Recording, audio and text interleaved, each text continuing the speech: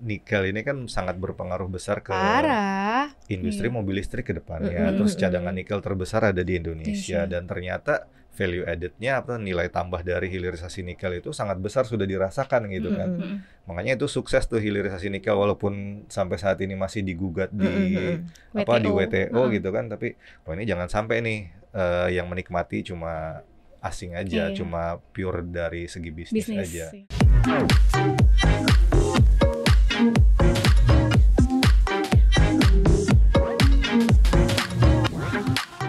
Halo Sobat Cuan, apa kabar? Selamat datang di podcast Cuap-Cuap Cuan. Hari ini seperti biasa ada koneksi konten ekonomi seksi. Ya, seorang Maria Katarina di sini. Kemudian ada managing editornya CNBC Indonesia dan Mbak Wilda. Apa kabar Mbak? Alhamdulillah. Senang sekali akhirnya dirimu mampir ke tempat ini, ke podcast ini.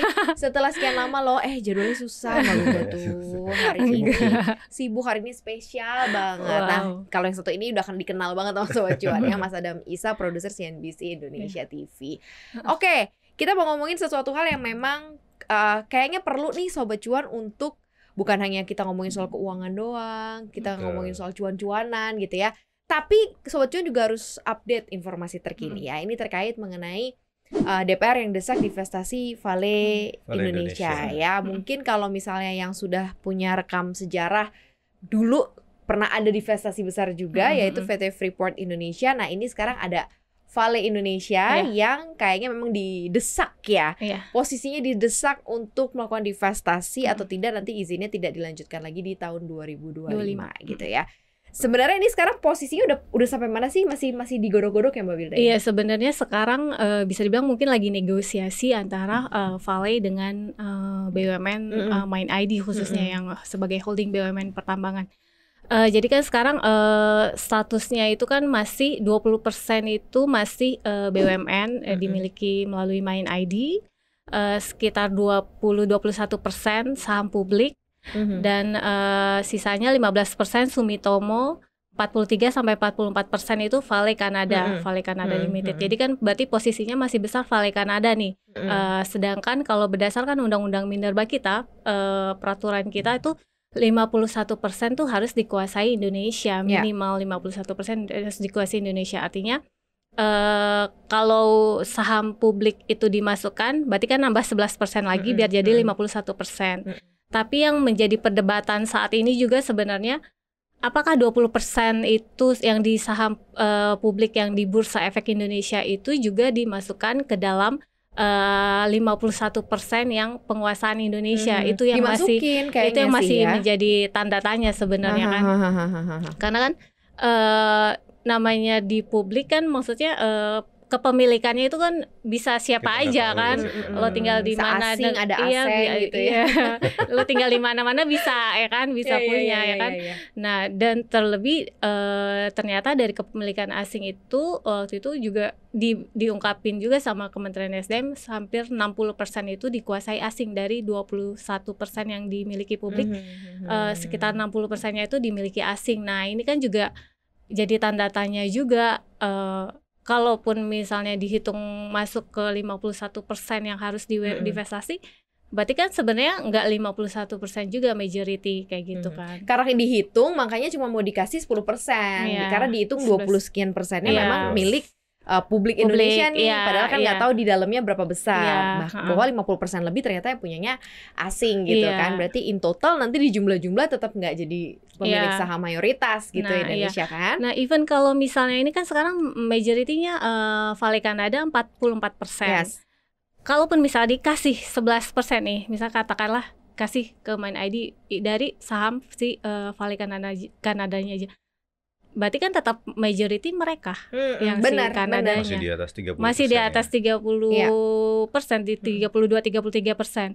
Kalau Mine ID nambah 11% juga 31%. Kayak gitu maksudnya. Walaupun ibaratnya katakanlah nggak harus 51%, termasuk kita hitung 20% yang di 51% itu, tapi kalau ternyata majority-nya juga tetap asing yang Kanada itu jadi sama itu juga sih jadi itu yang diperdebatkan. Kalau lo ngelihatnya isu ini lebih ke arah mana Mas Adam? Kan beberapa kali juga lo invite orang-orang yang ditanyain juga nih, kita pernah ngobrol beberapa kali ya di TV ya.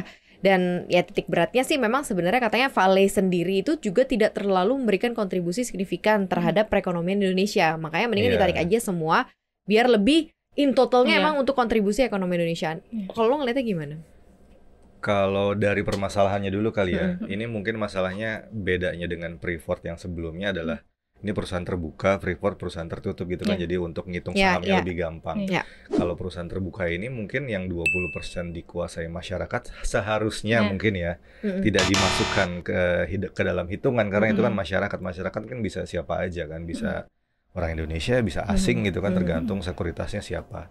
Yang orang DPR lihat itu katanya kebanyakan yang megang dari asing gitu kan, makanya itu tidak bisa dimasukin hitungan gitu kan. Nah, terus yang diinginkan adalah sekarang agar Indonesia itu menjadi pemegang saham mayoritas kan, seperti itu. Walaupun mungkin tadi Mbak Wilda bilang tidak sampai 51%, tapi setidaknya mungkin jalan keluarnya bisa jadi pemegang saham pengendali mungkin bisa lebih baik yang porsi sahamnya lebih besar, misalnya dari 40% dari Vale Kanada itu bisa diambil setengahnya 20%, jadi Indonesia yang dari Main ID itu kan jadi bisa saham mayoritas di situ kan. Kalau sudah pengendali ya itu sebenarnya udah sesuai dengan tadi Undang-Undang Minerba, mungkin kalau lebih tinggi lagi dari Undang-Undang Dasar kan. Di mana bumi, air dan isinya harus dikuasai oleh negara. Itu dari situ mungkin masalahnya bahwa ini perusahaan sumber daya alam, mineral gitu kan, ya harus negara yang megang gitu kan. Nah, terus apalagi ya yang perlu kita perhatikan di sini adalah soal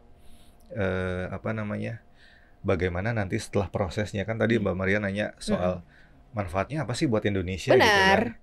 Dan Sobat Cuan juga harus tahu gitu. Iya, ternyata apa yang mereka lakukan, bisnisnya mereka itu kayak tidak terlalu berdampak banyak buat negara gitu kan. Mungkin dari segi dividen, dari segi pendapatan dan segala macamnya ya itu pure bisnis aja gitu kan. Sementara kalau Freeport mungkin ada kayak sumbangan dividen atau apa segala macam yang memang lebih besar gitu kan. Tapi itu kayaknya kita harus sadar sampai berpuluh-puluh tahun kemudian baru diambil alih gitu kan. Itu komoditasnya emas Freeport. Kalau Vale ini kalau nggak salah nikel ya.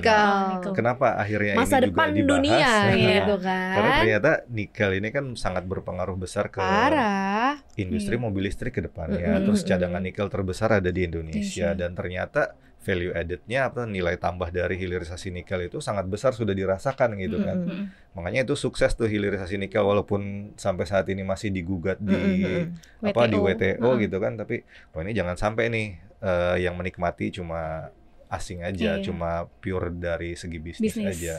Dan kalau nggak salah lahan yang baru yang dimanfaatkan oleh Vale belum maksimal ya Mbak Wilda ya. Baru sedikit ya dari berapa puluh ribu hektar. Berapa persen? Kurang dari 30%. Kurang dari 30%. Buat apa gitu? Terus selama ini izinnya yang sudah panjang itu dia lakukan apa ya? Kenapa nggak berarti belum dioptimalkan lahan tambang yang sudah ada selama ini. Nah itu kenapa sih Mbak Wilda biasanya sebuah perusahaan yang memang punya luas lahan yang bisa digarap tapi tidak digarap secara penuh? Bahkan setengahnya aja enggak gitu kan. Apalagi kan setelah itu kan feedback baliknya adalah ke tempat atau tanah itu atau bumi itu harus dijunjung, artinya itu adalah milik Indonesia gitu. Gimana? Kalau biasanya ya, kalau dari perusahaan tambang itu mereka alasannya selain untuk area operasional, mereka buat area penunjang. Kayak area penunjang buat angkutannya, jalur angkutan dan lain-lain. Dan selain itu ada juga biasanya klaimnya mereka tuh ini izin terutama kalau yang eksplorasi kalau berhubungan terbentur dengan hutan kayak gitu, kawasan hutan dan lindung hutan lindung atau apa. Nah itu mereka harus ngurus perizinan seperti itunya yang agak lamban kayak gitu mereka. Di Indonesia kita tahu sendiri. Kayak gitu ya, tapi di sisi lain mungkin juga ada faktor cost juga, mungkin cost biaya mereka. Kalau mereka ngeluarin segitu, ini nggak balik modal nggak kayak gitu sih. Dan ditambah lagi sama inline lagi sama kapasitas pengolahan mereka. Jadi kalau misalnya mereka dijor-jorin tapi kapasitas pengolahan mereka nggak nambah, nggak bisa kan. Jadi ya segitu-segitu aja. Selama kapasitas pengolahan mereka nggak nambah, ya mereka pasti akan nambang segitu-segitu aja, karena nggak bisa dijual kemana lagi kan. Iya benar juga ya, dibalik alasan itu tapi akhirnya harus dibalikin lagi pertanggungjawaban kamu gitu ya dengan punya izin yang sedemikian rupa. menurut lo ini akan cukup alot sama kayak waktu Freeport kemarin, ataukah justru akan lebih gampang win-winnya? Harusnya sih nggak sealot Freeport ya gitu kan. Tapi kita lihat nih Vale Kanadanya mau nggak mengurangi gitu kan. Ya sebenarnya kita sama ada di atas. Sumitomo juga sih betul. harusnya. Soalnya source-nya kan nikel nih. Iya, Kan iya. kita udah di masa depan dunia gitu kan. Mungkin kita ada di atas angin dalam satu hal ya, kayak kontrak karyanya udah mau habis nih gitu. Benar. Kalau benar. nggak diperpanjang kan ya itu udah kembali lagi kita. Cuma masalahnya setelah kontrak karyanya habis ya itu kan jadi terbengkalai atau apa segala macamnya gitu kan. Sayang gitu. Orang ada yang punya bisnis, punya kapasitas untuk memproduksi dan mengolah itu menjadi keuntungan buat negara, tapi setelah 2025 tidak bisa diolah lagi ya susah juga gitu kan. Tapi kan kemarin sempat kita bahas juga soal ini, karena sebagian besar pekerjanya sebenarnya juga orang-orang yang cukup udah kompeten sih. Jadi Betul. walaupun ditarik ke Indonesia nggak akan sulitan lagi sebenarnya untuk transfer teknologi, transfer pasti pekerjaannya tetap gitu. yang sama sebenarnya mungkin. Berarti sebenarnya cukup masalah nggak sih kalau mungkin nanti selesai nih, nggak ada lagi titik temu, oke balik aja semua ke Indonesia gitu. Kalau investasi ini mulai dari lagi kita gitu. Sebenarnya sih kalau di kita pernah sebelumnya di case migas tuh tambang kayak Chevron, Blok Rokan itu kan ibaratnya diambil 100% ke Pertamina dari awalnya Chevron ke sekarang ke Pertamina. Bisa-bisa aja jalan-jalan juga karena kenapa? Karena kan itu mereka udah berpuluhan tahun dan pekerjanya juga udah bisa dibilang udah mumpuni, jadi tinggal transfer pekerja si yang tadinya bajunya nih baju misalnya baju Vale cuma baju seragam, baju Chevron gitu. Ke baju Pertamina. Iya kayak gitu. Nah itu kita bisa gitu mengambil alih seperti itu di migas gitu ya. Nah emang di tambang nih belum kali ya, maksudnya belum ada yang kasus besarnya. Kalau Freeport kan divestasi. Nah kalau dari sini alasan pemerintah juga lagi-lagi bilangnya kita nggak mau bikin iklim investasi makin buruk kayak gitu-gitu. Nah dengan kasus dengan dia perpanjangan yang kontrak karya berakhir 2025 itu sebenarnya harusnya bargaining position pemerintah tuh harusnya lebih tinggi, ya kan? Karena maksudnya ya berdasarkan aturan ya nggak ada masalah kalau balik ke negara. Betul. Kan intinya gitu, maksudnya nggak ada yang dilanggar sebenarnya kalaupun ini tambang balik ke negara kayak gitu. Toh BUMN kita juga ada yang mampu sebenarnya. BUMN kita mampu banget. Berarti gitu. Bukan persoalan gitu ya. Bukan persoalan. Kalaupun investasinya tidak akan berjalan mulus gitu ya udah balikin aja gitu ya. Pulangkan saja ke orang tuaku katanya gitu. Tapi kita bisa punya bayangan nggak sih Mas Adam, mungkin nanti ya kalau misalnya memang ini bisa dimaksimalkan oleh Indonesia, ini akan cukup baik, seberapa baik gitu untuk kontribusi perekonomian Indonesia. Karena kan kita juga semua kan udah mengarah ke nikel, ke baterai, ke listrik gitu ya, ke lebih yang green gitu ya. Dimana ini semuanya si Vale atau Inco ini punya. Iya, sebenarnya kalau buat negara ke depannya sebenarnya sangat menguntungkan ya. Apalagi kita tahu bahwa hilirisasi nikel itu sudah terlihat hasilnya naik. Pendapatan negara tuh gila-gilaan gitu kan untuk hilirisasi. Mungkin satu lagi kayak kalau ini nanti akhirnya dikelola Indonesia ya sebenarnya bagus gitu kan.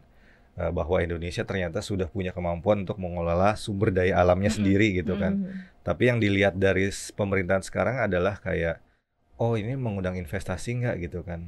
Investasi masuk untuk percepatan pembangunan. Nah kalau dikelola sendiri mungkin kendalanya adalah kayak budget biaya dan investasi dari dalam negeri atau biaya negara untuk membangun ekosistem industrinya sendiri itu kayaknya berat nih gitu kan. Apalagi ada pembangunan yang lain kayak seperti IKN dan segala macamnya yang butuh dana besar dan itu tidak mungkin dikelola sendiri dan harus ada asing. Nah, salah satu kepercayaan yang harus dibangun adalah kepercayaan bahwa asing ini bisa sustain nih untuk berbisnis di Indonesia.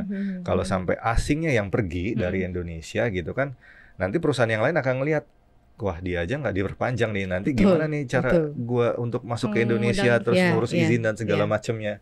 Itu akan jadi pandangan dari global, dari dunia kayak, waduh di Indonesia ada satu kekurangannya nih, masalah soal perizinan lah apa gitu. Ya memang dari dulu kan masalahnya di perizinan dan segala macamnya. Kalau khususnya di tambang ini kan ditambah lagi kayak Presiden Jokowi mengharuskan ada smelter yang harus Jadi barang tambang itu diolah dulu setengah jadi, baru bisa diekspor dan segala macam. Tapi kalau di nikel sih untuk urusan hilirisasi nggak ada masalah ya, udah maju banget itu daripada komoditas lainnya. Betul, dan mungkin salah satu syaratnya kalau nggak salah Vale juga disyaratkan untuk bikin smelter ya. Iya. Itu harus bikin smelter, diolah gitu kan. Iya, seperti apa nih progresnya kalau untuk smelter? Kalau yang Mbak Wilda lihat. Oh ya Kak, nyambung lagi ke investasi ya sebenarnya. Kalau ngelihat dari khusus investasi Vale sendiri nih sebenarnya agak disayangkan dari dia perpanjangan di tahun 96 itu kontrak perpanjangan pertama kontrak karya di 996 tuh sampai sekarang tuh dia nggak ngebangun smelter baru. Masalahnya itu yang jadi tanda tanya juga, lo udah dikasih perpanjangan tapi lo kenapa nggak investasi gitu kan. Tadi kalau misalnya kekhawatiran kalau BUMN yang masuk investasinya bengkak atau apa dia nggak akan investasi. Masalahnya Vale aja nih udah puluhan tahun lo perpanjangan tapi lo nggak nambah investasi baru. Itu juga sih sebenarnya ini harusnya pemerintah bisa nih bergaining position. Betul. Lo puluhan tahun udah dikasih perpanjangan pertama lo nggak investasi apa-apa. Jadi mana nih gitu gerakannya. Nah ini baru pas di ujung-ujung pas udah mau 2025 berakhir baru dia gercep nih yang mau bangun smelter. Tadinya kan dia 10 tahun yang lalu mau kerjasama sama Sumitomo juga untuk bangun smelter di Pomala juga, tapi akhirnya di-cut tahun 2020 berapa tahun belakang di-cut, akhirnya Sumitomo nggak jadi. Akhirnya gandeng siapa? Akhirnya gandeng perusahaan Cina juga. Akhirnya gandeng ada perusahaan AS juga, Ford dengan Huayo. Nah ini itu akhirnya yang baru kelihatan nih, yang baru groundbreaking itu dan baru akhirnya disaksikan Jokowi. Nah itu juga targetnya itu baru selesai 2026-2027. Itu kan berarti masih agak lama juga kan untuk smelter ini beroperasi gitu kan. Berarti pas perpanjangan pertama ini dia berarti kan ibaratnya lo belum mana nih investasi barunya kayak gitu. Pertanyaannya itu tanya-tanya besarnya ya. Tapi ini akan cukup membuat ciamik nggak sih pergerakan saham yang lo lihat gitu kan dengan isu yang cukup panjang di mana di tengah nikel itu menjadi komoditas yang memang lagi diandalkan gitu ya, hilirisasinya pun berhasil, Vale punya itu, tetapi kemudian izinnya sudah mau selesai di tengah kondisi divestasi atau di stop izinnya balik ke Indonesia. Ini akan cukup seperti apa gairah di pasar modal, angka-angkanya kalau yang lo lihat Mas Adam? Kalau untuk jangka pendek mungkin investor masih cukup wait and see kali ya, apalagi harganya Vale Indonesia udah lumayan kan untuk dari dibandingkan dengan peersnya di komoditas tambang ya cukup lumayan harganya. Tapi kalau ngelihat untuk jangka panjang terlepas dari nanti apakah Vale ini masih ada di Indonesia atau diambil alih pemerintah gitu kan, kayaknya sih untuk jangka panjang masih cukup menarik ya gitu kan. Tapi ya gitu lagi, investor Indonesia kayak kurang sabar gitu kan. Kalau kita mau mendem di komoditas ya benar-benar nunggu lama gitu kan. Karena panennya lumayan lama. Batu bara ke 400 juga setelah sekian lama akhirnya balik lagi ke bawah gitu kan. Ya kayak gitu untuk jangka panjang ya masih sangat menarik sih. Ya anggap aja ini kayak tabungan buat masa depan gitu, buat hari tua. Benar. Kita ya balik lagi ya harus yakin pemilik nikel terbesar di dunia itu kita, Indonesia. Dan kita juga akan bangun ekosistem baterai kendaraan listrik dari hulu sampai hilir, dan which is itu pasti butuh nikel. Itu pasti tetap untuk masa depan tetap 10 tahun, nikel 20 tahun masih lagi akan mungkin ketika nikel lain di negara-negara lain cadangannya udah habis, pasti akan ke Indonesia mereka pasti juga. lari ke Indonesia masih akan Begitu. Ini cukup menarik sih sebenarnya Sobat Cuan. Kita kasih ini supaya Sobat Cuan tahu ya bahwa negara ini tuh kaya banget gitu ya. Tinggal nanti kita ke depannya tuh akan lebih banyak tantangannya, dan masyarakat Indonesia, pemerintah juga tantangannya cukup banyak ya untuk memelihara aset-aset yang seperti ini ya. Memelihara dan mengolah seoptimal mungkin. Iya, itu dia. Itu dia tantangannya. Tanah, air, dan apa sih sepenuhnya dikuasai oleh negara dan untuk kesejahteraan masyarakat gitu ya. Itu di pasal 33 bisa dicek gitu ya. Jadi Sobat Cuan harus update juga, jangan cuman cuan-cuan kecil, ini cuannya gede nih negara nih ya soalnya ya. Dan kalau biasanya kalau di BUMN juga dividen biasanya lancar kan. Itu yang ditunggu-tunggu juga. Kayaknya oke nih buat koleksi sahamnya sekarang. Masalahnya Main ID juga sebagai holdingnya belum IPO nih, mungkin nanti bisa dinantikan. Kita nunggu juga itu ya, kayak Main ID. Wah itu lebih kayaknya cakep banget. Cakep banget ya pokoknya investasi di Indonesia ya. Thank you banget ya Sobat Cuan udah dengerin Koneksi hari ini. Jangan lupa untuk dengerin konten podcast kita lainnya di Apple Podcast, Google Podcast, Spotify, dan Anchor. Follow akun Instagram kita di @cuap_cuan dan subscribe YouTube channel kita di cuap-cuap-cuan, like, share, dan juga komen. Terima kasih. Oleh Sepi Cuan ya Sobat Cuan. Yang Maria Katarina pamit. Wilda Ada pamit juga. Kita pamit ya. Bye-bye.